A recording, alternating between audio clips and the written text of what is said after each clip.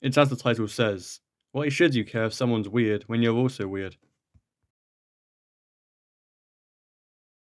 In my previous school, I was definitely seen as a weird kid due to many different things, and for that I was of course bullied by the normal people.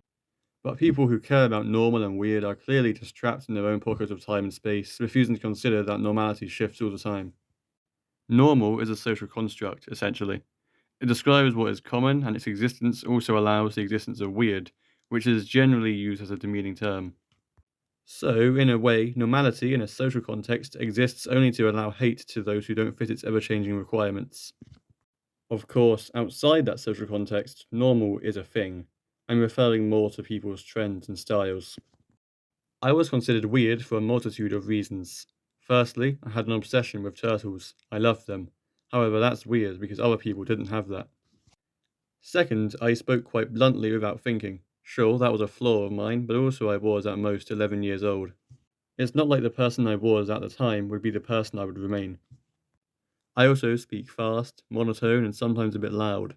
On top of that, and probably explaining it all, it is very likely that I have undiagnosed autism.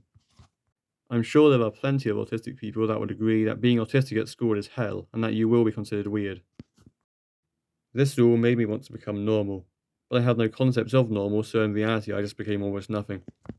For example, I didn't wear clothing with any kind of branding. At the peak of this, I'm pretty sure I wouldn't even wear those polo shirts with the deer heads on them, because I was doing everything I could not to be made fun of. Of course, it continues, because the people making fun of me don't care about who you are now. They care about who you were at your most vulnerable.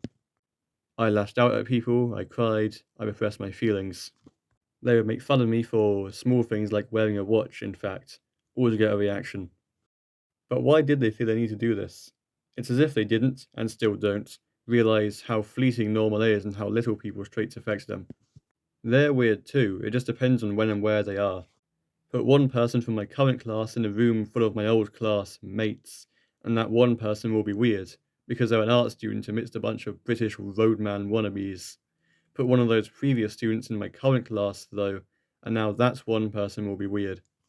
It's all relative and hardly real, and quite normal compared to some people I interact with online. Don't get me wrong, I respect them all the same, but there are many people way weirder than me. Honestly, I wish I had those people's confidence. If you're someone who feels the need to shame others for who they are, you are the shameful one. Of course, you could throw out some whataboutisms, but I think you can logically determine what is weird and what is actually a bad thing that just hurts others or the person doing it. Plus, when I say who they are, I do not include any kind of prejudiced people, because prejudice is taught, not inherent. Being prejudiced isn't who you are in the same way that something like being gay, for example, is being who you are. Honestly, this feels like a childish lesson. Treat others how you want to be treated, what if they did that to you, etc.